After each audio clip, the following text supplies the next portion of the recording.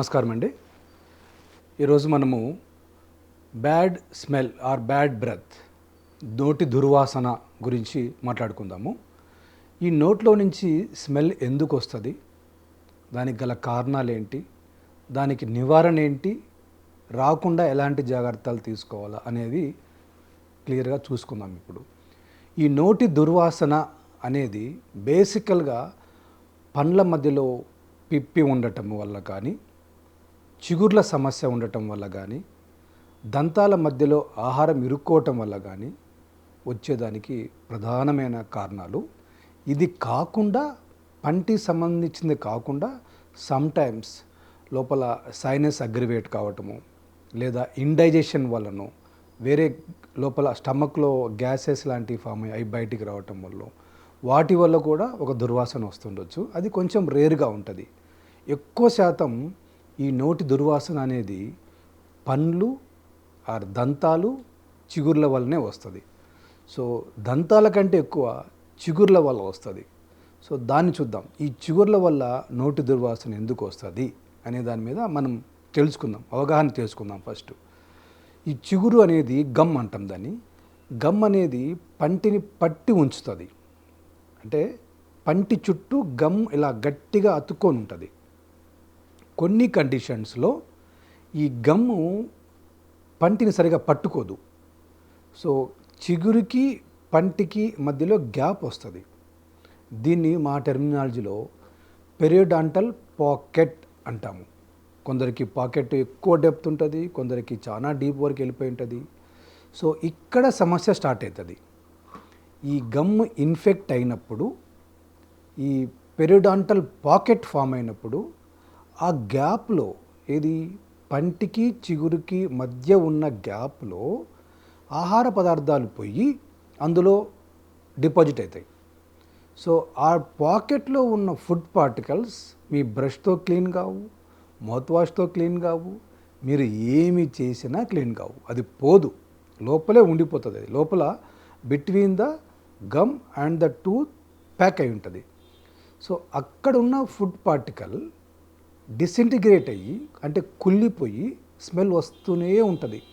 మీరు ఏమి చేసినా ఆ స్మెల్ తగ్గదు, ఎన్ని వాడినా ఆ స్మెల్ వస్తూనే ఉంటుంది. సో ఈ స్మెల్ మీకంటే ఎక్కువ పక్క వాళ్ళకు ఇబ్బంది ఎక్కువ కల్పిస్తుంది. మీ స్మెల్ మీకు పెద్ద ఇబ్బంది కలిగించకపోవచ్చు చాలాసార్లు, అది మీ కొలీగ్స్కు, మీ లైఫ్ పార్ట్నర్కు ఎక్కువ ఇబ్బంది కలిగిస్తుంది. సో ఈ స్మెల్ వచ్చేదానికి ప్రధాన కారణం మీరు చూశారు. ఇప్పుడు దీనికి ఏం చేయాలా? సో మీ సమీపంలోని స్పెషలైజ్డ్ డెంటిస్ట్ను కన్సల్ట్ అవుతే వాళ్ళు మీకు నేను చెప్పినట్టు ఈ మధ్యలో ఉండే ఫుడ్ పార్టికల్స్ అన్నీ వాళ్ళు క్లీన్ చేస్తారు.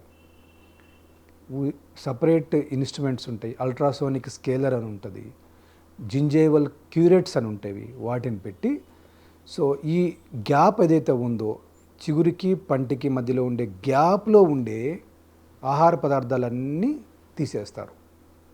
తీసేసిన తర్వాత గమ్స్ను దగ్గర పెట్టి, గమ్స్కు టూత్ దగ్గర పెట్టి కుట్లేస్తాం.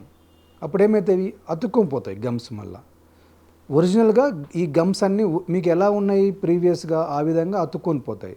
సో గమ్ము టూత్కి అతుక్కొని పోతే ఫుడ్ డిపాజిట్ అయ్యే ఛాన్సే లేదు, కాబట్టి స్మెల్ వచ్చేదానికి ఛాన్సే లేదు. ఇది ట్రీట్మెంట్ ప్రోటోకాల్. సో ఇది కాకుండా కొందరు బ్రషింగ్ సరిగ్గా చేయరు. మార్నింగ్ లేచేటప్పటికే టైం అయిపోయి ఉంటుంది, పరిగెత్తాలా. సో హడావిడిగా అలా చేసేసుకుని వెళ్ళిపోతారు. సో దానివల్ల కూడా ప్లాక్, అంటే ప్రతి పంటి మీద ఒక పాచి తయారవుతుంది. ప్రతిరోజు ప్రతి ఒక్కరికి, మనిషి అన్న ప్రతి ఒక్కరికి పాచి తయారవుతుంది. సో ఈ పాచిని మనం మార్నింగ్ బ్రష్ ద్వారా, పేస్ట్ ద్వారా తీసేసుకోవాలి. తీసేసుకోవటం కూడా అన్ని సర్ఫేస్లో. చాలామంది లోపలి భాగం క్లీన్ చేసుకోరు. బ్రష్ బాగా పెట్టి రుద్దుతారు, బయట భాగం మాత్రమే రుద్దుతూ ఉంటారు, బట్ లోపల మర్చిపోతారు. అన్ని భాగాలు, లోపల భాగం కూడా క్లీన్ చేసుకోవాలా. అండ్ బ్రషింగ్ టైం, ఎంత టైం బ్రష్ చేసుకోవాలా, ఎంత పేస్ట్ వేసుకోవాలి కూడా అనేది ఒక సిద్ధాంతం ఉంది, దానికి ఒక ప్రామాణికం ఉంది. So average brushing time 2.5 to 3 minutes సరిపోతుంది మనకు. అతిగా 10 నిమిషాలు బ్రష్ చేసినా మీకు వచ్చే ఉపయోగం లేదు, ఇన్ఫ్యాక్ట్ నష్టమే. కొంతమంది అతి ఉత్సాహంతో నా పనులు తెల్లగా కావాలనో లేకుంటే శుభ్రంగా ఉండాలనో నాకు స్మెల్ వస్తుంది రాకూడదనో 10 నిమిషాలు బ్రష్ చేస్తుంటారు. అది వేస్ట్. అది వాళ్ళకు తెలియకపోవటం వల్ల చేస్తున్న పెద్ద మిస్టేక్. స్మెల్ వస్తుందంటే మీరు డెంటిస్ట్ని కన్సల్ట్ అవుతే ఒక సింపుల్ టెక్నిక్తోని ఆ స్మెల్ పోతుంది. మీరు ఓవర్ బ్రష్ చేస్తే స్మెల్ పోదు కదా, మీ పనులే పోతాయి, అరిగిపోతాయి పనులు అతి బ్రషింగ్ వల్ల. ఇంకొంతమంది చెప్పినట్టు టైం లేకను హడావిడిను అలా రుద్ది అలా వెళ్ళిపోతారు. సో ఇది కూడా కరెక్ట్ కాదు. తక్కువ బ్రష్ చేసినా ప్రమాదమే, ఓవర్ బ్రష్ చేసినా ప్రమాదమే. సో నార్మల్ బ్రష్ చేసుకోండి. పేస్ట్ కూడా మీకు నచ్చిన పేస్ట్ మీరు వాడుకోవచ్చు. మీరు టీవీలో యాడ్స్ చూసి ఈ పేస్ట్ వాడితే పళ్ళు పుచ్చిపోవు, ఈ పేస్ట్ వాడితే పళ్ళు తెల్లగైతేవి, అలాంటిది ఏదీ లేదు. ఏ పేస్ట్ అయినా మీ brushing technique is more important than the paste what you are using. మీరు వాడే పేస్ట్ కంటే బ్రష్ ఎఫెక్ట్ ఉంటుంది. పేస్ట్ రోల్ చాలా తక్కువ ఉంటుంది. పేస్ట్ అనేది ఒక జస్ట్ కంఫర్ట్ కోసం అంతే. చిగుర్లు కొంచెం లూబ్రికెంట్ లాగా పనిచేస్తుంది, కొంచెం అబ్రెసివ్స్ ఉంటాయి దాని మీద, అంతే తప్ప main brush is important. So తర్వాత ఈ బ్రష్లో కూడా చాలా రకాలు ఉంటాయి. Medium, hard, soft. ఆ బ్రష్ వాడే ఆ బ్రిజిల్స్ టెక్స్చర్స్ని బట్టి చాలా రకాల బ్రష్ ఉంటాయి. సో మీ దంతవైద్యుని మీరు సంప్రదిస్తే వాళ్ళు మీకు మీ పండ్లకు సంబంధించి, మీ నోటికి సంబంధించి ఏ రకమైన బ్రష్ వాడితే బాగుంటుందో వాళ్ళు ఆ డెంటిస్ట్ మీకు సలహా ఇస్తారు.